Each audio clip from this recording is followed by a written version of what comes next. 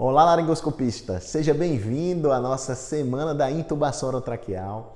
É um grande prazer receber você. Se você não me conhece, ouviu só os meus chamados, né, no Facebook, no Instagram, eu me chamo Thiago Chaves Amorim, eu sou anestesista e trabalho aqui nos grandes hospitais de São Paulo. E falar sobre intubação orotraqueal é algo que eu gosto de verdade. É o meu assunto predileto na medicina. E eu desenvolvi bem o meu conhecimento de intubação orotraqueal, como eu gosto desse assunto. Eu venho a trazer aqui para você de uma forma bem completa, bem aprofundada. Tem um conteúdo muito legal que eu tenho, é um conteúdo exclusivo meu.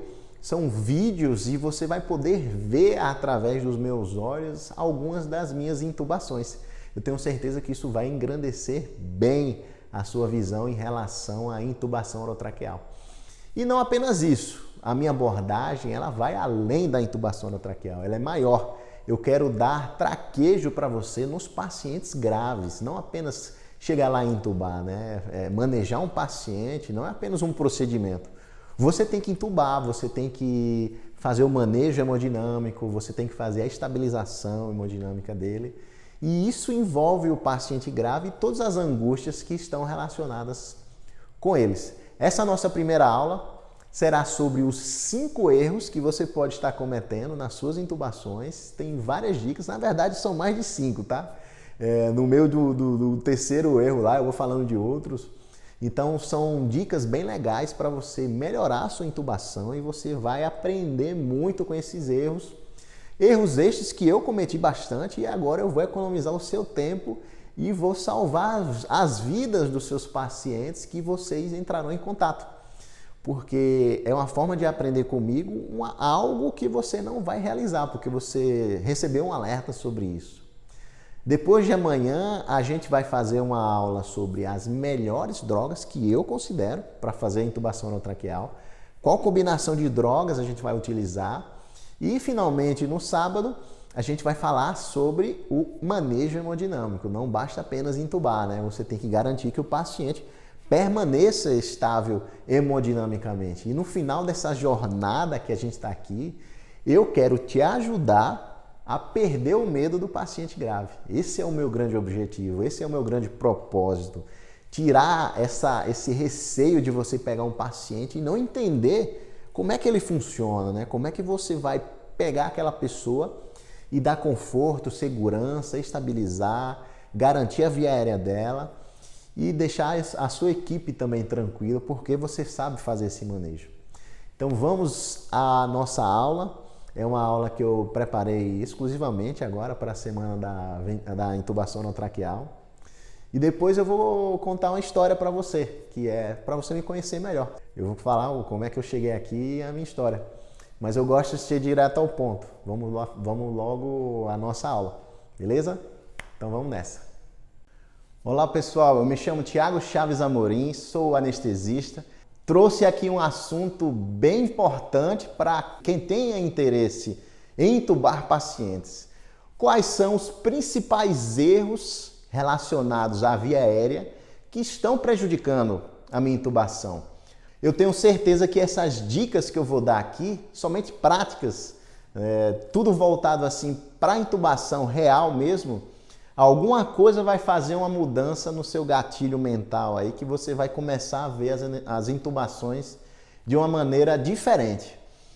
E eu falo tudo isso e a gente vê que existem pessoas, até pessoas avançadas, que ainda cometem erros muito básicos, ok? Então vamos começar logo falando sobre um erro que eu considero que deve ser evitado de uma maneira muito fácil e muda muito a laringoscopia, que é o posicionamento. Não só o posicionamento do paciente, quanto também o seu posicionamento.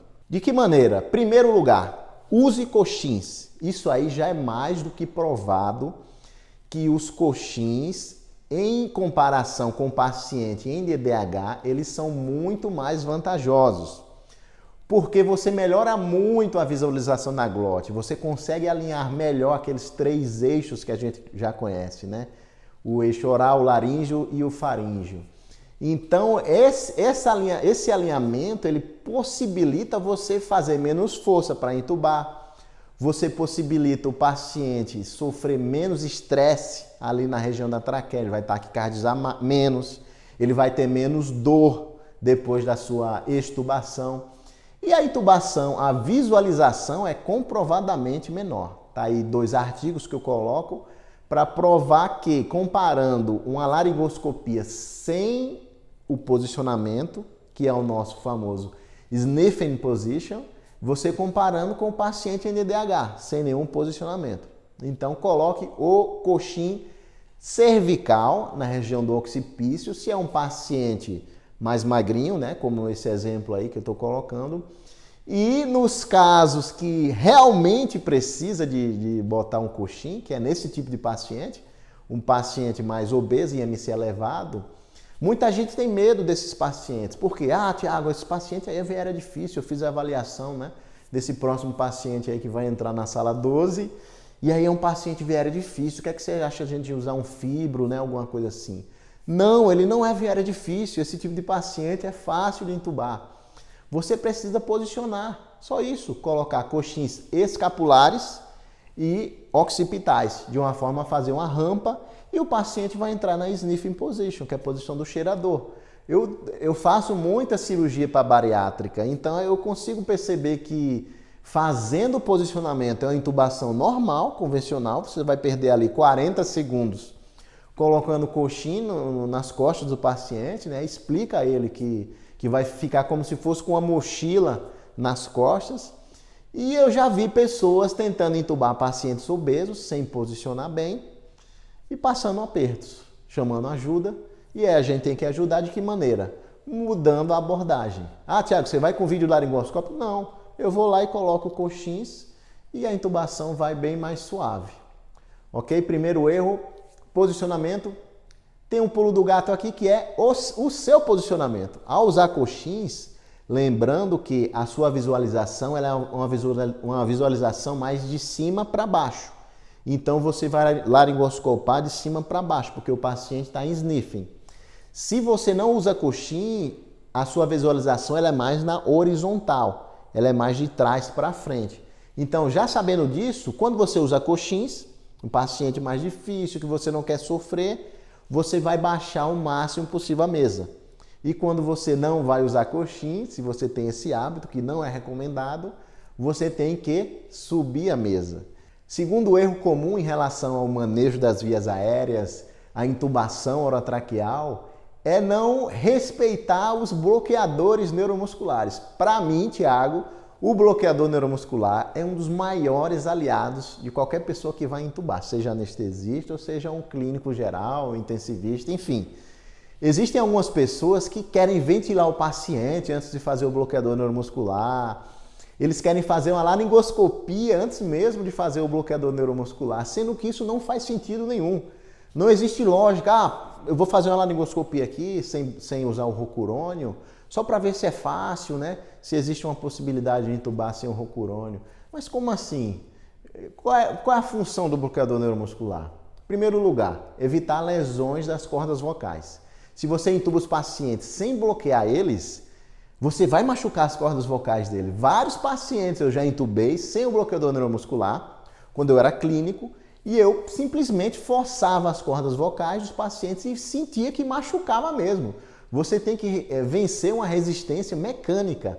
Isso pode traumatizar uma corda vocal e até lesionar, causando um dano permanente para o seu paciente. Então, quando você vai intubar com o bloqueador neuromuscular, a glote fica aberta, tranquilo, você passa o tubo sem dificuldade. Sem o bloqueador neuromuscular, não. A glote se fecha e você tem que vencer aquela barreira mecânica. Em segundo lugar, definição de via aérea difícil, de ventilação difícil, está incluso o uso do bloqueador neuromuscular. Então, se você fez o fentanil, propofol, vamos dar uma ventilada aqui para ver se fica bem. Ele não está ventilando bem. Óbvio que não está ventilando bem, porque o paciente tem tônus muscular. Ele tem o tônus ainda respiratório das vias aéreas, da musculatura torácica, da musculatura da região da orofaringe. Então, o bloqueador neuromuscular ele é peça-chave, ele deve ser usado de uma maneira inteligente, de forma que fique mais fácil você manusear a viére do paciente sem resistências musculares, ok? Então, não faz sentido você dizer que um paciente é viéria difícil ou ventilação difícil, porque você não conseguiu intubar ou ventilar sem o bloqueador neuromuscular. Está implícito que viéria difícil é o paciente bloqueado, ventilação difícil é o paciente bloqueado. Ok? Segundo erro mais comum, use o bloqueador neuromuscular sempre. Vai dar muita folga para você, vai dar conforto tanto para você quanto para o seu paciente. Ok? Terceiro erro em relação à intubação orotraqueal é o manejo da laringoscopia, principalmente da língua. Você pode ver nesse vídeo aqui que eu vou colocar que foi uma laringoscopia que eu gravei que não foi bem sucedida. Eu sofri bastante porque eu não estava vendo que a língua estava me atrapalhando. Não sei o que aconteceu, eu estava no R2 ainda. E eu não percebi que a língua estava dificultando a minha intubação. Você vê que eu tento passar o tubo, né, de uma forma não tão legal assim. E aí a língua só me atrapalhou. Eu menosprezei o papel da língua ali na minha intubação orotraqueal. E depois de um tempo eu coloquei um fio guia, pedi para a gente acrescentar um fio guia, né? Porque eu achava que o problema era que a laringe era muito anteriorizada, né? Aquelas desculpas que às vezes acontecem, né? E realmente às vezes acontece mesmo. E quando eu fiz uma nova laringoscopia, eu intubei de uma forma bem tranquila. Por quê? A língua estava bem melhor posicionada. Então, se você consegue focar no momento de entrar na boca do paciente, de concentrar ali na língua e afastá-la bem, fazer um bom manejo da língua, a sua laringoscopia vai ficar bem melhor, ok? Esse aí foi o nosso terceiro erro. Vamos falar agora sobre o quarto erro. Ele tem relação com o uso das técnicas acessórias para você otimizar a sua intubação orotraqueal. Duas técnicas que eu acho espetaculares. A primeira é a movimentação laríngea externa, como você vê no vídeo aí que eu estou colocando. A laringe ela é muito móvel, porque ela não tem uma fixação tão severa na coluna vertebral, né, na sua face posterior. Então ela é muito móvel, você consegue movimentar ela para lá, para cá. Muita gente chama essa manobra também de burpee, tá? Porém o burpee é uma manobra fixa, que é backwards, upwards, rightwards, pressure. Pressão para trás, para cima, para a direita, e aí você mantém naquela posição. Já a manipulação laríngea externa, não, ela é mais flexível. Você bota para a direita, vê como é que fica, bota para a esquerda, faz uma pressão maior em relação à coluna vertebral, e aí você consegue achar um ponto legal para realizar a intubação no paciente. Uma outra manobra que pode ser utilizada e ajuda bastante é você, a partir do momento que está fazendo a laringoscopia, colocar a sua mão direita na região occipital do paciente, você não se preocupa com o tubo nessa hora, e você consegue ainda aumentar ou diminuir aquela angulação que você faz. Então isso pode dar novos ângulos para você ter novas visualizações. Se você subiu mais ainda a cabeça do paciente com a mão direita e viu que melhorou, ou você pede para alguém colocar mais coxins, ou pede para uma pessoa mesmo segurar naquela posição. E aí você com a mão direita pega o tubo e passa na traqueia do paciente. Mais uma dica aí em relação a um erro que você não está aproveitando na sua técnica da laringoscopia. Um outro erro comum que eu vejo, né? Eu não vou dizer que é um erro, mas é uma forma subótima de utilizar o fio guia. Como é que as pessoas moldam o fio guia? De uma forma de C, certo? Essa é uma forma que a gente conhece como uma forma de um C, mas existe uma outra maneira que é melhor que essa daí. De que forma? É a taco de hóquei. É uma forma de um J. Você vai deixar o fio guia reto e na pontinha dele você vai dobrar mais ou menos 30 a 45 graus. Por que isso vai ajudar mais que a forma do C, Thiago? Porque o C, quando você vai passar o tubo, ele entra na frente da sua visão. E às vezes você passa meio na dúvida, porque o próprio corpo do tubo atrapalhou a visualização da entrada da glote. Já a outra visualização de C, perceba nessa imagem que você vai passando ela de baixo para cima. E aí você tem a certeza que o tubo está entrando na glote, né? Na região da traqueia. Você puxa o fio guia, lembra de lubrificar também esse fio guia internamente, né? Ou com estilo spray, estilo gel, para que nessa tracionada você consiga evitar o contato direto do fio guia com o tubo. E também nessa hora, outro erro que eu vejo bastante, pede para puxar o fio guia e aí fica com a mão meio mole e acaba tirando, né? Fica naquele negócio. Lembre-se, vai puxar o fio guia, você apoia a sua mão direita no rosto do paciente, na face do paciente, pega um apoio legal e pede para alguém puxar o fio guia, porque a chance de deslocar lá a ponta do tubo é alta, ok? Mais um erro aí, que já foram vários erros juntos, para ajudar na sua prática clínica. E o nosso último erro que eu quero trazer aqui para somar na sua técnica de laringoscopia é em relação à escolha da lâmina para entubar o paciente certo. Você tem que ter a lâmina certa para o paciente certo. Não adianta você usar uma lâmina 3 no paciente de 1,80m ou 1,90m, homem. Ou se você quer usar uma lâmina 4 numa mulher de 1,50m, 1,60m, ok, é possível, mas você vai ter mais chances de fazer uma overlaringoscopia, né? Você vai passar da epiglote e você pode laringoscopar a própria região ali da glote e da epiglote junto. Então, veja nesse vídeo aí que eu fiz isso, né? Eu estava com a lâmina grande para uma pessoa pequena, fiz a laringoscopia, não estava vendo muito bem, né? Poxa vida, o que é que está acontecendo? E aí eu fiquei meio desesperado, só que eu comecei a recuar. E aí quando eu recuei, eu percebi que eu estava laringoscopando a epiglote. Então, se você quer usar uma lâmina 4 para uma pessoa pequena, sim, é possível, mas lembre-se disso. Agora, a lâmina 3 para uma pessoa grande, para um homem ou uma mulher de mais que 1,75m, 1,80m, você vai sofrer bastante, quiçá você não vai conseguir entubá-lo, porque você não tem lâmina suficiente para chegar lá na região certa, né, na valécula. Então essa daí foi a nossa última dica. Espero que nossa conversa tenha trazido um conteúdo prático e teórico bem importante para a sua prática clínica, né? Que você mude um pouco algumas definições que a gente aprende de base, né? Vê outras pessoas fazendo, mas quando há uma outra visão e você considera ela melhor, por que não tentar, né? Por que não dar uma chance para você cada dia mais melhorar 1%?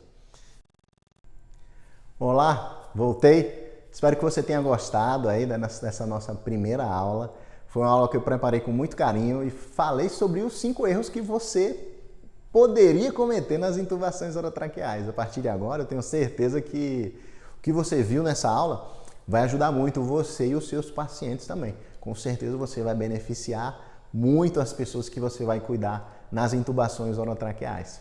Antes de falar sobre a minha história, se você tem interesse, e se você quer me ajudar também em relação a divulgar esse conteúdo, né, me fazer crescer também no Instagram, me marca lá no seu story, posta uma foto do que você está assistindo aqui na Semana da Intubação, ou então faz um print da tela do seu celular e me marca lá, Thiago Intubação.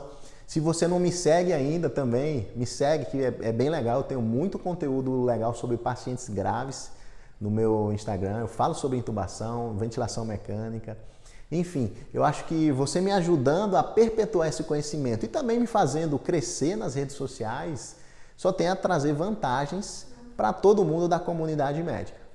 E aí, falando sobre a minha história, né, eu nasci em João Pessoa, na Paraíba, e lá fiz a minha faculdade de medicina. Sempre fui muito dedicado.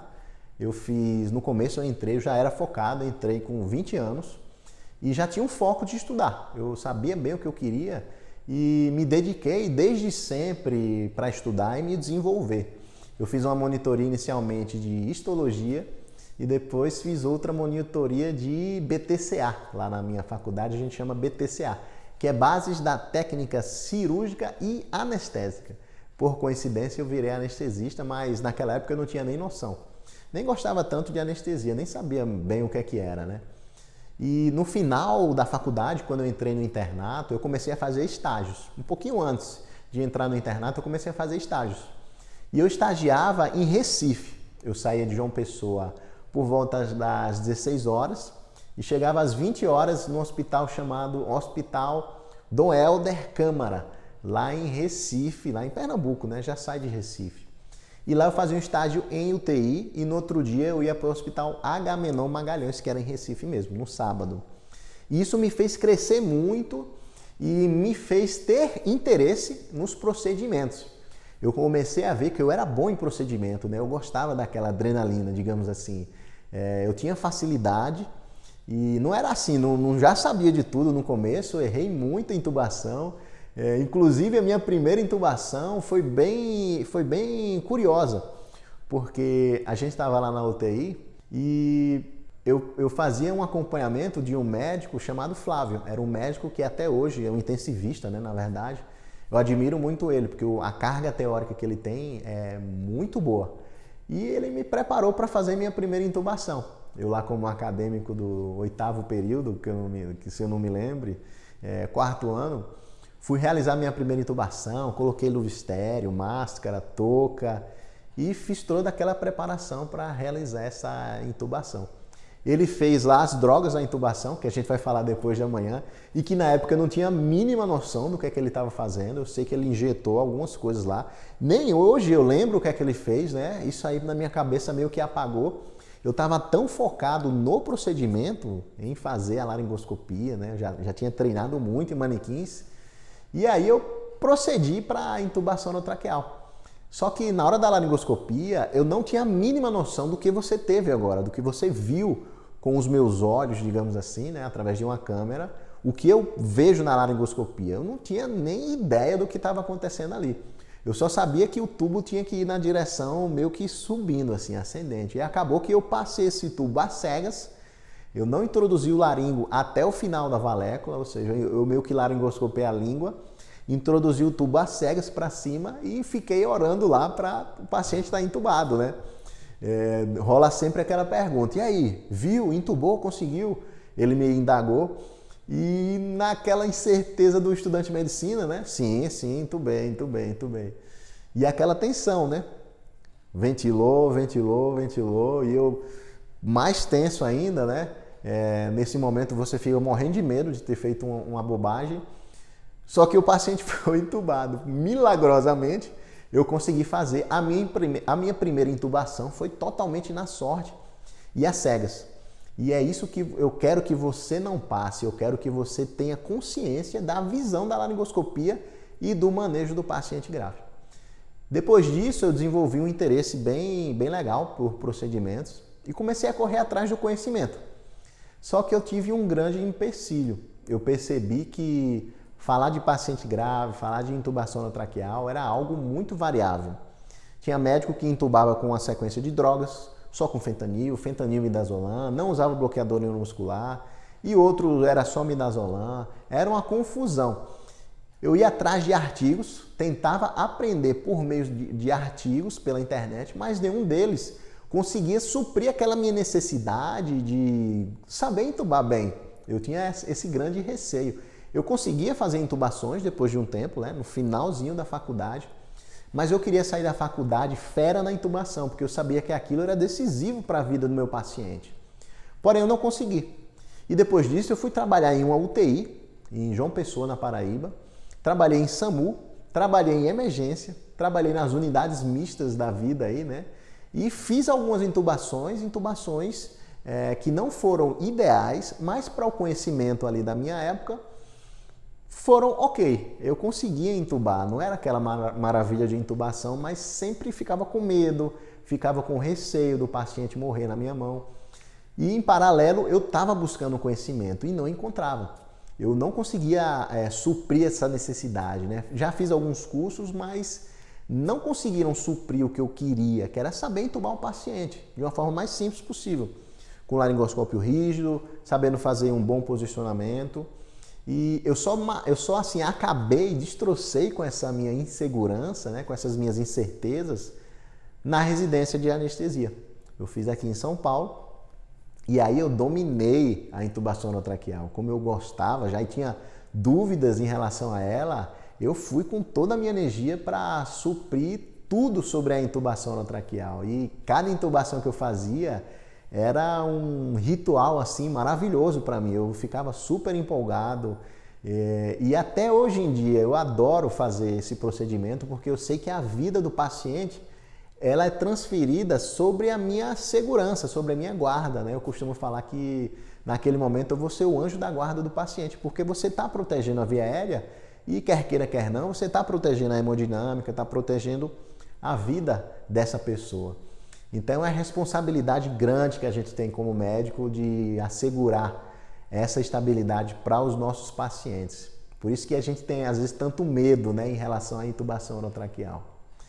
E depois de um tempo eu me formei, fui trabalhando, né, vai caindo lá na rotina e tal, e comecei a gravar alguns procedimentos.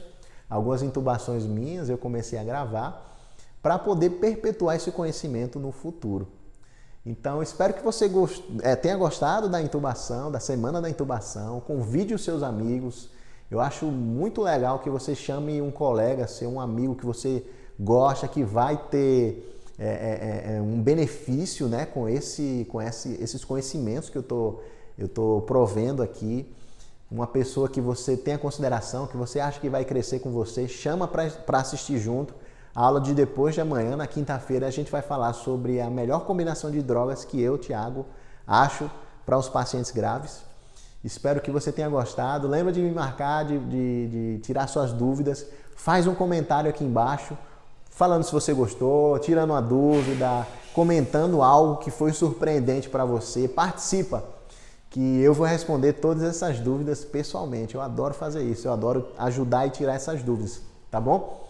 E espero que eu esteja cumprindo com o meu objetivo maior, que é tirar o medo dos pacientes graves, desmistificar os pacientes graves. Eu quero que a visão do manejo do paciente grave ela seja melhorada em toda a medicina, em todo o Brasil. Esse conhecimento aqui eu estou espalhando para o Brasil inteiro. Beleza? Um grande abraço do seu amigo Thiago e até na quinta-feira, tá? Vamos assistir essa aula que vai ser show de bola. Tchau e até lá.